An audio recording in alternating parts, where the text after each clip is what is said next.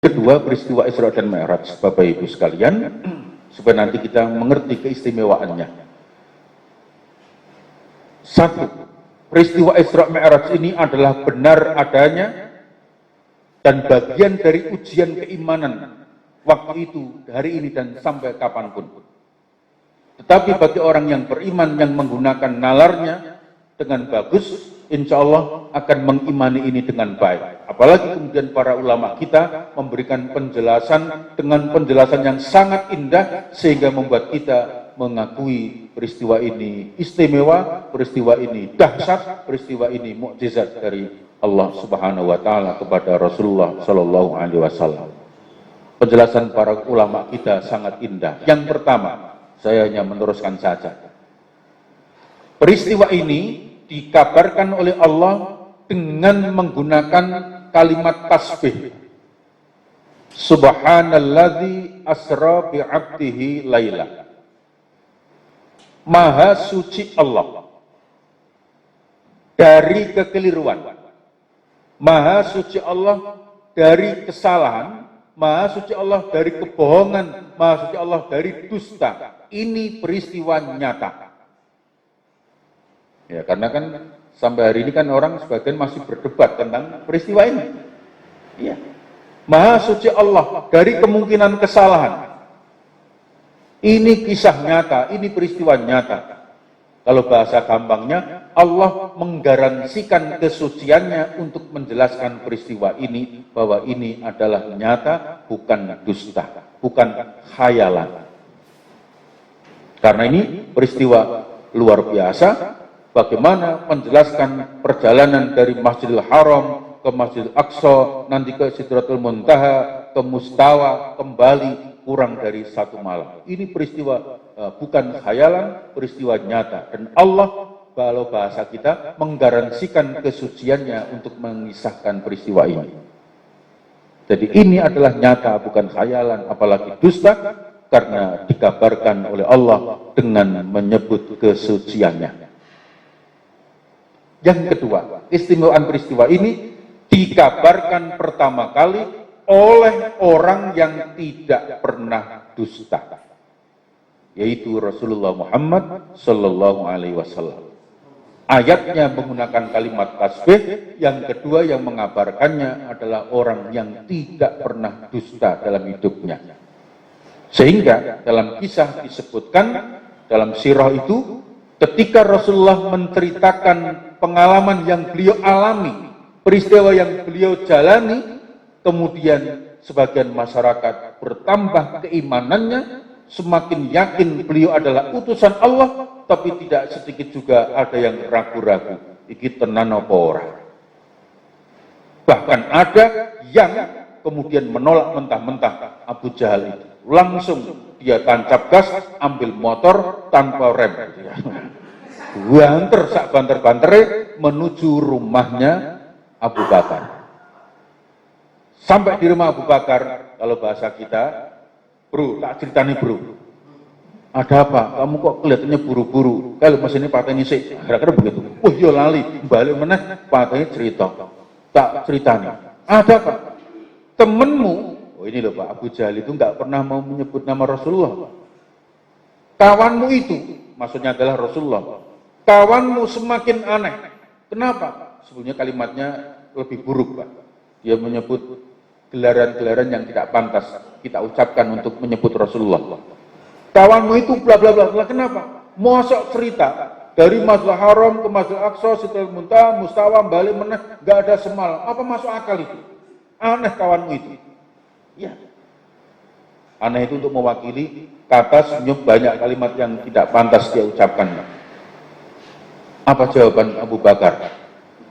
Tenang bro, santai, ngopi-ngopi sih lah. Nah, kira-kira ben tenang gue. Orang aku pengen apa pendapatmu? Nah, apa reaksinya?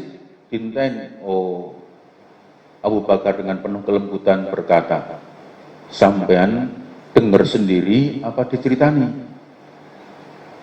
Saya dengar langsung. Kalau nggak percaya ini loh rekamannya. Oh no gimana kalau bahasa sekarang itu? Saya tidak tambahi, tidak kurangi, persis apa yang saya dengar dari kawanmu itu. Apa jawaban Abu Bakar? Mas, saya beritahu ya mas, peristiwanya lebih dahsyat dari itu, waktu tempuhnya lebih cepat dari yang kamu ceritakan, jaraknya lebih jauh dari yang kamu bicarakan tadi, saya akan tetap percaya sepanjang yang bercerita adalah Rasulullah Muhammad Sallallahu Alaihi Wasallam, karena beliau itu Al-Amin, tidak pernah dusta. Ya Abu Jahal mumet loh, wah angel tuturane ya. Iya, maunya kan dia itu ingin agar Abu Bakar ikut mendustakan, karena ini jalan satu-satunya. Kalau Abu Bakar saya nggak percaya, rampung kan begitu. Target dia kan. Tapi ternyata Abu Bakar jawabannya seperti itu. Sehingga secara mencatat Abu Bakar diberi gelar Abu Bakar As-Siddiq, yang selalu membenarkan ucapan Rasulullah Shallallahu Alaihi Wasallam. Kenapa? Karena Abu Bakar ibaratnya teman kecil bersama Rasulullah, karena usianya kan hanya selisih 2 tahun dengan Rasulullah itu. Tahu betul masa kecilnya, masa remajanya, beliau tidak pernah dusta. Maaf, ini track record Pak. Pentingnya kita di sini belajar keistimewaan peristiwa ini, pentingnya kita menjaga track record kita. Jangan sampai cerita tenanan tetap percaya mergo tukang ngapusi. Pak ngono Pak ngono. Dari sapa Pak Kai? Nah aku jemur rungokke yakin. Wah, kuwi ra cetha ceritane iki. Karena padahal itu benar loh Pak. Hanya gara-gara kita sudah terlalu sering berdusta. Iya. Maaf, istri suami bisa begitu loh. Bisa nggak percaya karena sering ngapusi. Mas, ki kok ono WA kok bejo iki sapa itu? Ya bejo tenan. Istri nggak percaya mergo kuwi aslinya Santi. Loh kan gitu loh ya, misalnya ya, karena pernah ketahuan gitu loh Pak ya kan. Mulanya aja ngapusi kan gitu loh ya. Iya. Misalnya apa Santi apa sopo apa Santi apa Yuli apa siapa diganti jeneng, itu yang membuat istri nggak percaya. Penting loh Pak Adi ya. Buat kita ya, ini kan hanya sekitar nama, pilihan perempuan tapi ganti jeneng lanang gitu ya, kemudian membuat istri nanti nggak percaya selamanya. Iya, penting Bapak Ibu kita sama. Pak saya izin nggak masuk ya Pak, lalu kok saya lagi sakit. Itu kalau orang sudah terbiasa bohong, sakit apa sakit, ngono gimana kan? Iya, karena sudah terbiasa bohong. Tapi kalau orang cah kuwi nak ngomong loro berarti loro tenang. Wong loro sering ngaku ra gelem ngaku nak loro. Itu karena track record Bapak Ibu sekalian. Maka penting kita menjaga itu dengan bagus supaya kemudian kebaikan terus terjaga. Nah, Bapak Ibu Saudara sekalian, singkat cerita Bapak Ibu, inilah peristiwa mukjizat yang Allah berikan kepada Rasulullah Shallallahu Alaihi Wasallam. Allah menggunakan kesuciannya dan kemudian diceritakan oleh orang yang tidak dusta. Yang ketiga, kita lihat ayatnya. Kalimat peristiwa ini sangat istimewa. Subhanalladzi asra bi 'abdihi. Asra itu fi'il muta'addi. Fi'il yang butuh objek. Maha suci Allah yang menjalankan. Siapa yang dijalankan? Pasti begitu. Iya.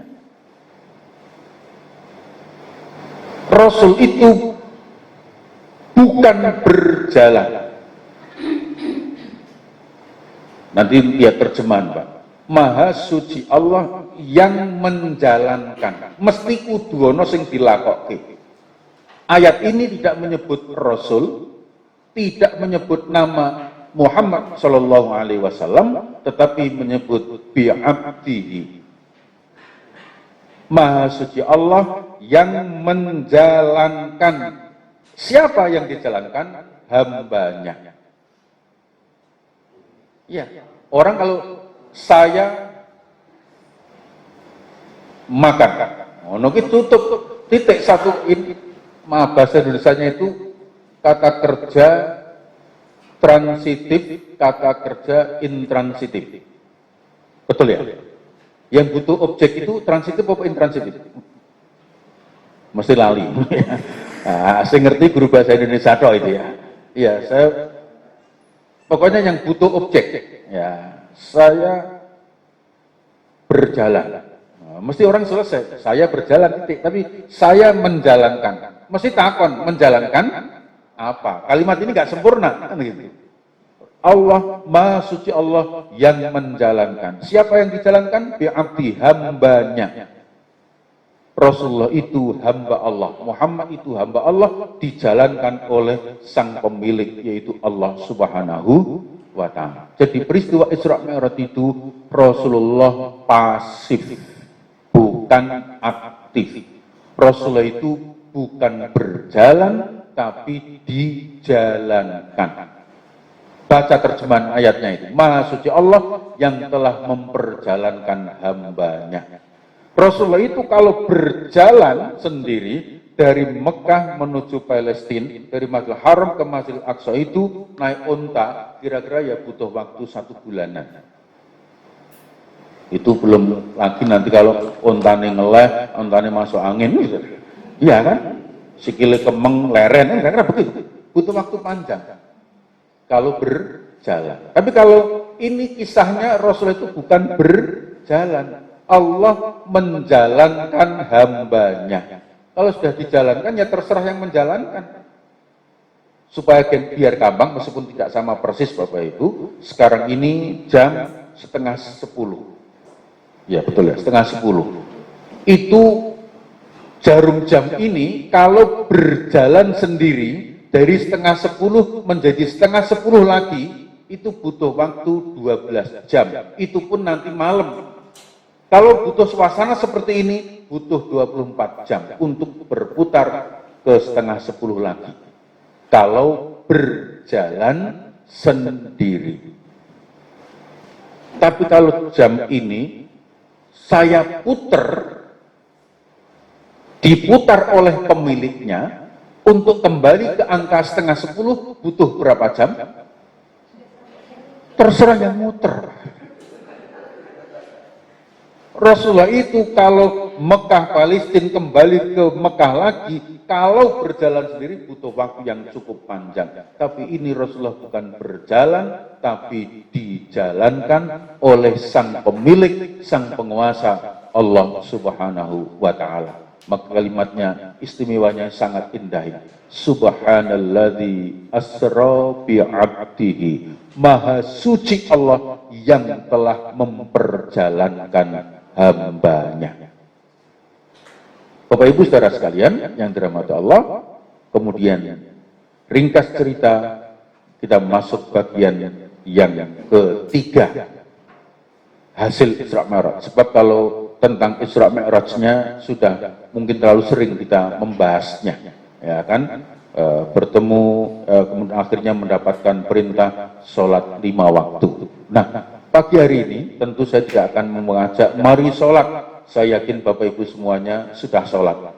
Apalagi yang Bapak Ibu wali murid, yang putra-putrinya sekolah di sini yakin sholat. Ya kan, di antara pertimbangan Bapak Ibu nyekolahkan putranya di Bina Insani kan agar anak-anak kita baik. Kan begitu toh? Saya yakin itu. Jadi mungkin anakku kalau di sekolah sana sholatnya susah, tak sekolahkan di Bina Insani saja. Kan salah satunya begitu. Maka saya yakin Bapak Ibu kita semuanya sudah sholat. Tapi yang ingin saya tekankan 2 hal saja. Yang pertama, mari sholat berjamaah, dan yang kedua, wariskan tradisi sunnah sholat itu kepada generasi yang akan datang.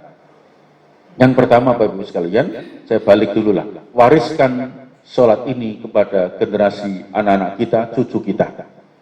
Ya. Ma ta'buduna mim ba'di. Pertanyaan ini diajukan setiap Rasul kepada anak-anaknya. Kalau aku sudah tidak ada, kira-kira apa yang akan kau sembah? Kalau bahasa gampangnya, kira-kira kalau papa, mama, abi, umi, bapak, ibu sudah nggak ada, masihkah kalian sholat? Ya kan? Maka harus kita yakinkan bahwa anak-anak kita juga sholat. Maka Bapak Ibu, orang tua wali murid yang menyekolahkan anak-anaknya di sini, tentu juga ingin agar anak-anak kita sholat. Minimal kalau sudah sekolahnya full day school, dan sudah normal, sudah PTM normal, paling tidak kan ada duha bersama, ada zuhur berjamaah. Bahkan kalau pulang sore, sebelum pulang juga asar berjamaah. Terjaga betul sholat anak-anak kita. Tetapi maaf, sholat itu, pendidikan sholat itu bukan tanggung jawab semata-mata guru dan sekolah. Tanggung jawab kita. Ya kan? Sebab begini Bapak Ibu, kadang-kadang kadang-kadang kita sudah merasa cukup bayar ke sekolah anak-anak kita anggap beres, padahal tidak. Tanggung jawab itu tetap ada pada orang tua. Ya kan? Jangan sampai kemudian selesai di sekolah, selesai di rumah.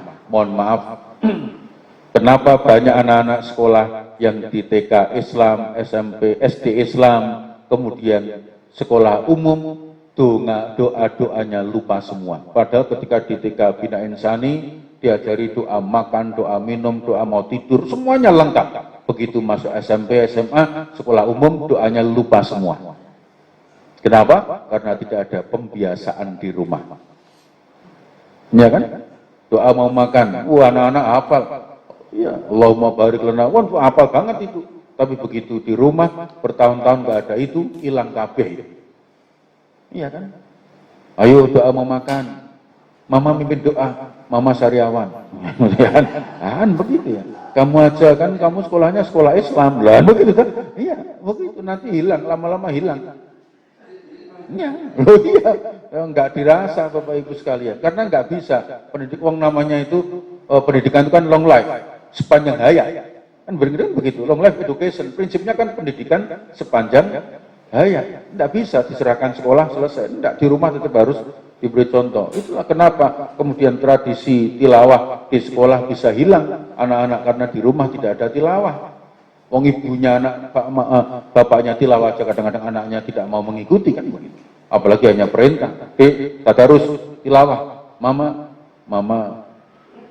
Ngurah banyak alasan itu ya. Padahal penting mendampingi anak-anak itu. Ayo tilawah, tadarus. Anaknya membaca, ketemu gharib, bingung. Mi, ini bacanya gimana? Ibunya tambah bingung. Ya Allah, aku biar tidak tahu ngaji ngene kuwi ya. Akhirnya kalau ngomong nggak bisa kan nggak enak. Coba lihat. Wah, dilihat-lihat. Dik, ini kok Arabnya beda dengan zaman dulu ya, dia. Wah, itu berat itu. Iya, makanya penting loh.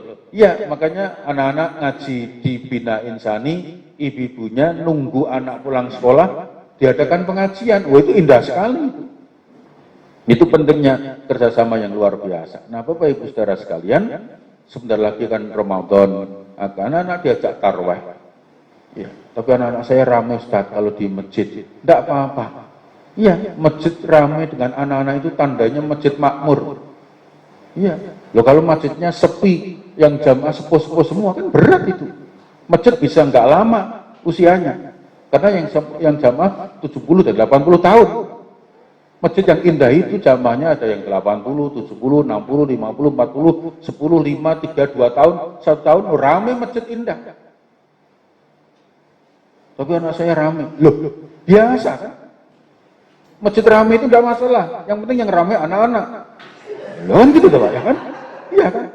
Anak saya lari-lari, tidak apa-apa. Sepanjang yang lari anak-anaknya, bukan eyangnya. Kan gitu Pak. Iya. Loh kecuali eyangnya yang lari-lari terus sarungnya tumbul-tumbul kayak gini lah. Lah itu masalah tak? Tapi kalau anak-anak tidak masalah. Iya, saya pernah ditanya, Ustaz, gimana ya agar tarwih di masjid kami anak-anak nggak rame, biar tenang, bisa khusyuk, gampang, bagikan CTM. Gitu kan? Insya Allah nanti merem kabeh, Bu yakin ya kan? Kalau hanya targetnya pengen tenang loh ya. Iya, tapi kalau rame bersama anak-anak indah, nggak usah emosi. Anak-anak rame dimarahi, masjid untuk lari-lari, sana lari-lari di rumahmu. Anak saya dulu jawab Pak Bu. Rumahku kecil, tidak bisa untuk lari-lari. Iya, yang paling enak itu lari-lari di masjid. Besar tempatnya, tidak ada barang berharga, lari-lari merdeka, kan begitu. Sudah rumah kecil, bifet isinya macam-macam. Ya. Masih ada sofa, mau lari gimana itu ya? Wong naik di sofa ibunya marah-marah. Mencot-cotan, urak medun, sikilmu gak ketok loh. Iyalah. Gitu. Iya, kasihan anak-anaknya. Biar menikmati. Loh tapi Ustaz, anak saya enggak hanya lari-lari Ustaz, ganggu betul. Ganggunya di mana? Loh kalau saya pas sujud pada naik Ustaz. Enggak apa-apa, ibu-ibu sujud dinaiki anak-anak, insya Allah enggak masalah. Yang penting yang naik anak-anak, kita kan begitu. Iya, kan tidak ada problem itu. Problemnya di mana? Enggak usah marah-marah, nanti enggak khusyuk. Kok anak jadikan alasan enggak khusyuk itu apa? Di masjid anak-anak rame katanya enggak khusyuk, tapi begitu sholat di rumah, maaf sholat sambil masak air. Iya kan? Pakai jarak, nanti lagi rukuk jaraknya bunyi. Ya Allah, tak terus ke gas kuntek ya Allah. Sholatnya begitu kok. Iya kan? Kenapa itu masalah kan? Mestinya kan tidak ada masalah dengan anak-anak itu. Maaf, nggak diingatkan Ustaz, diingatkan, tapi mengingatkan yang bagus saja lah. Dek, yang anteng ya dek, kita sholat. Cukup gitu aja, jangan dek, anteng ya dek. Nah, bismillahirrahmanirrahim. Tenang ya, guyon ya. Oh, guyon awas loh. Ya nggak sholat-sholat. Ya nikmati bersama anak-anak kita. Insya Allah, kebaikan yang luar biasa. Mereka punya pengalaman berjamaah. Sebab begini Bapak Ibu, kenapa ini saya tekankan? Ya, karena anak-anak itu aset kita. Ya, aset kita. Betul-betul aset dunia dan akhirat. Sebab kita mendoakan orang tua kita itu, maaf, rata-rata selesai mengerjakan sholat. Ini loh Pak, maksud saya. Sebab kalau anak-anak kita sampai tidak sholat, kapan akan mendoakan kita? Itu kan problem besar Pak. Rasulullah kan menyebut, manusia kalau sudah mati, terputus amalnya kecuali 3. Salah satunya adalah anak soleh, ya kan, yang mendoakan orang tua. Lah kalau anak kita nggak sholat, kapan bisa berdoa? Lu kita itu Rabbighfirli wali walidayya warhamhuma kama rabbayani shaghira. Itu bisa berdoa begitu ya selesai sholat. Lah kalau anak kita nggak sholat, kapan doakan? Kan nggak mungkin toh Pak main futsal ngegolkin dongo. Gol, Rabbighfirli wali walidayya. Nggak mungkin toh Pak. Nggak mungkin. Yang mendoakan hanya yang selesai sholat. Maka harus kita jaga sholatnya. Ya. Maka ibu-ibu maaf, boleh tidak marah kepada anak-anak karena mecah gelas. Boleh tidak marah karena makan terlambat, tapi boleh marah kalau anak belum sholat. Ya. Bangunkan anak kita untuk sholat. Ya. Betul, ini harus dijaga betul Bapak Ibu. Yang kedua, berjamaah. Karena berjamaah kita akan tahu tentang pentingnya kehidupan sosial, kehidupan beragam, di mana nanti kita akan belajar untuk tasamuh, toleran dengan siapapun. Kalau kita sholat sendiri Bapak Ibu, habis Fatihah inna baina. Rakaat kedua habis Fatihah qul huwallah. Begitu terus sampai malaikat hafal dengan sholat kita. Belum sholat catatannya rampung. Paling bariki qul huwa. Kira-kira begitu. Sudah dicatat, jadi catatan belum selesai sholat Pak. Tapi kalau berjamaah nggak bisa Pak. Bergantung imamnya. Belajar menghargai orang lain. Imam itu akan diikuti makmum, maka yang jadi imam harus mengerti makmumnya. Makmum itu begitu mengangkat imam harus taat. Begitu. Coba sholat zuhur berjamaah, kita makmum, Fatihah selesai, belum membaca baru waladhdallin amin. Tiba-tiba imamnya ruku, Allahu Akbar, makmum bergabung. Coba. Sebetulnya ingin baca Asyams, ingin baca Al-A'la, tapi belum baca apa-apa, imamnya ruku.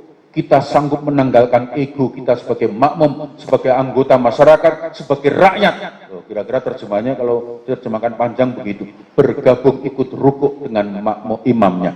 Nggak ada makmum ngeyel. Karmu, aku rungkuaro. Silahkan ruku sendiri. Nggak begitu, nggak begitu. Nggak, tetap gabung ruku sambil berkata dalam hati, ya Allah, ini imam saya, suami saya, pemimpin saya, presiden saya. Ya, kira-kira terjemahnya kan begitu toh. Kok ngajak cepat, maka kemudian saya nanti rakaat kedua, Fatihahnya saya akan berusaha cepat agar bisa membaca surah Qul Huwallah. Kan begitu. Rakaat kedua berjalan, walam yakullahu kufuwan ahad. Imamnya enggak ruku-ruku. Coba ya. Kesanggupan menanggalkan ego, Ini kalau dalam rumah tangga, istri begini ini Pak. Tadi ingin menyesuaikan suaminya cepat, begitu rekat kedua cepat, suaminya nggak ruko-ruko. Loh ini kalau nggak sanggup menanggalkan ego, konflik Pak rumah tangga. Negara akan kacau kalau modelnya begini ini Pak. Iya. Kita sudah bergabung berjamaah. Memang kadang-kadang maaf, jadi guru itu yang nggak enak. Karena kemudian kepala sekolah mengambil kebijakan, yayasan mengambil kebijakan yang mungkin kita nggak cocok. Tapi begitu berjamaah, saya tunduk pada aturan. Rukuk bareng, sujud bareng. Sakjane saya nggak cocok dengan ide ini. Tapi karena saya anggota, bismillah, saya akan menyesuaikan. Bahkan begitu, indah banget. Keluarga juga begitu. Aku sakjane nggak cocok loh. Tapi suami saya kok seleranya begini, ya sudah. Sing enteng-enteng lah.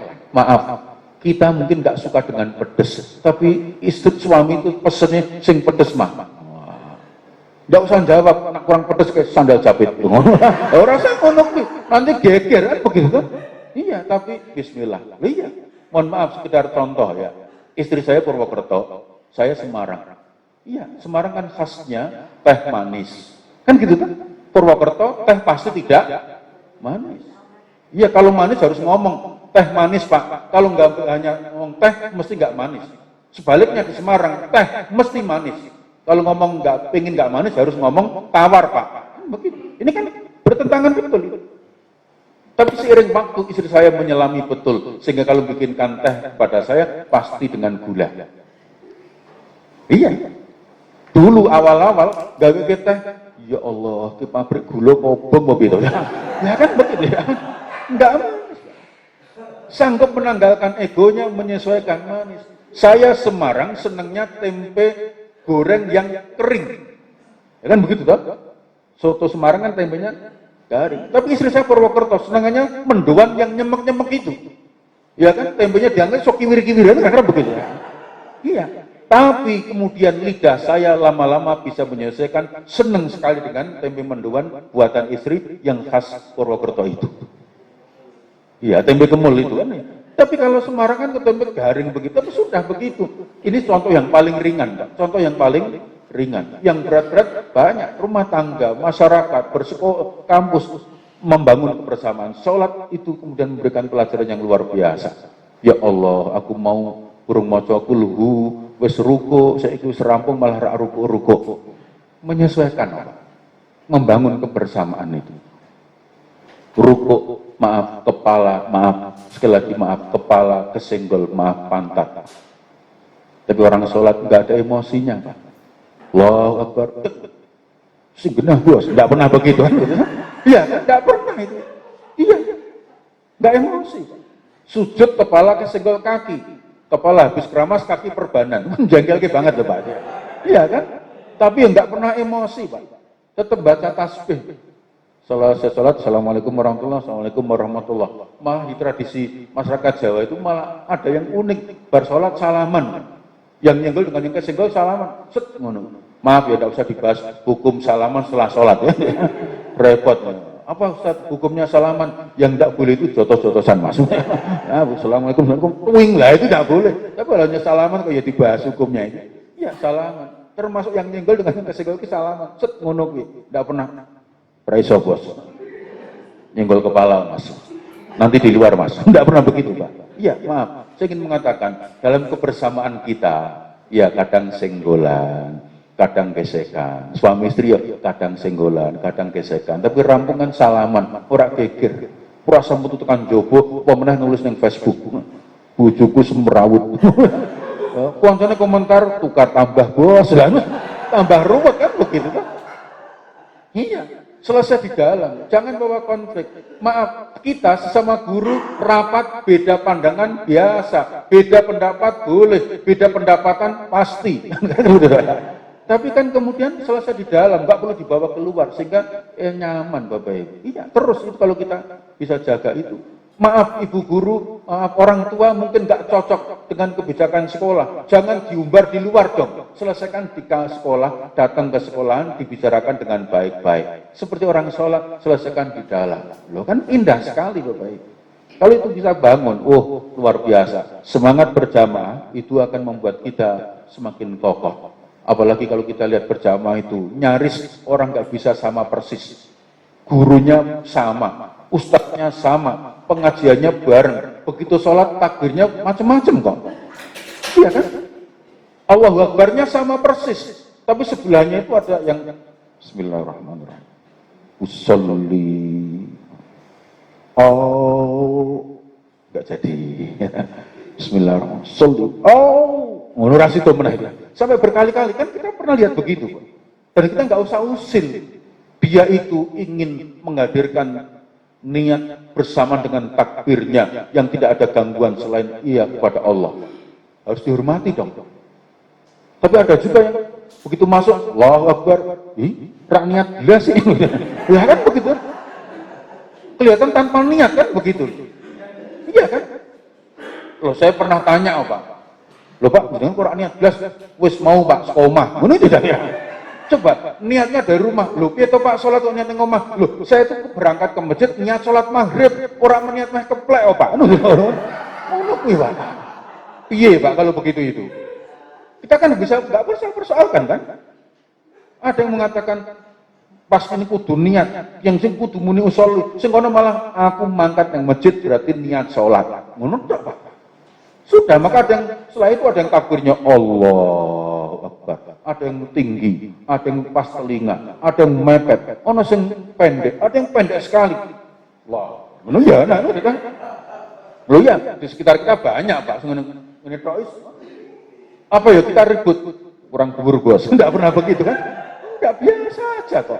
Menghargai perbedaan. Loh ini kelihatannya saya menyampaikan santai loh Pak, tapi fakta hidup kita sering tidak menghargai orang dengan hanya gara-gara berbeda. Hanya beda pandangan sedikit ribut, mufarokoh, biasa. Enggak perlu begitu dong. Iya. Itu baru takbirnya. Nanti sedekapnya beda lagi Pak. Cek satu masjid kalau ada yang bisa sama persis. Ada yang begini. Ada yang begini. Ada yang begini. Ada yang begini kan? Iya. Iya. Ada yang miring. Enggak usah komentar. Mulus. Ngono enggak perlu begitu Pak. Enggak ada Pak. Ya, Pak. Ini loh, iya, mereka punya alasan loh Pak. Loh ini kalau mau saya jelaskan alasannya panjang Pak.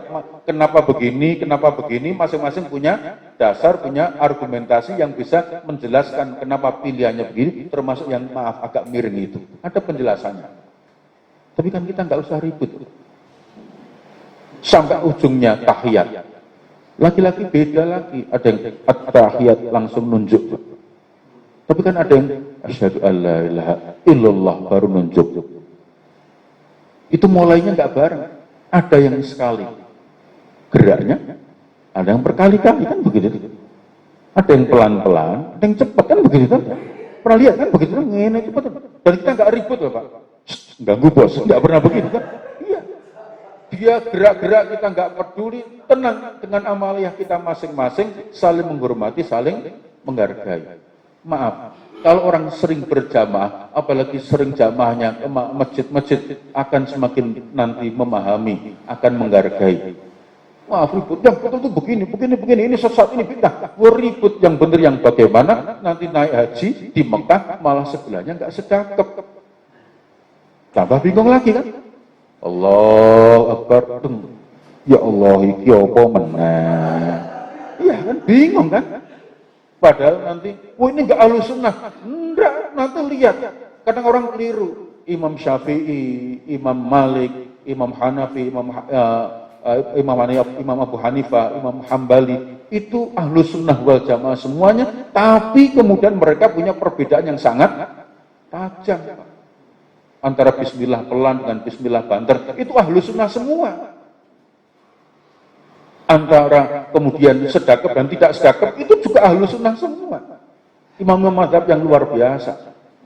Ada yang kunut, tidak kunut, itu ahlus sunnah semua. Jangan mengatakan yang tidak kunut bukan ahlus sunnah. Enggak. Sama-sama, tapi kemudian prakteknya bisa berbeda. Dan kita belajar saling menghormati, saling menghargai. Dan itu kalau kemudian bisa dilakukan, indahnya luar biasa. Sehingga Bapak Ibu ketika kita mengkaji pada pagi hari ini, memahami keistimewaan Isra dan Mi'raj, itu bukan hanya pada peristiwanya, tapi hikmah yang bisa kita ambil. Saya kira ini Bapak Ibu saudara sekalian yang dirahmati Allah, menjelang Isra Mi'raj, Amul Khuzn, Allah berikan kegembiraan hati kepada Rasulullah, kuatkan Rasulullah dengan peristiwa Isra dan Mi'raj yang hasilnya memerintahkan kepada kita untuk menjaga, mendirikan sholat kita. Mudah-mudahan Bapak Ibu ini bisa terus kemudian kita jaga dan kita wariskan kepada anak-anak kita. Amin ya Rabbal Alamin. Demikian, terima kasih, mohon maaf. Wassalamualaikum warahmatullahi wabarakatuh.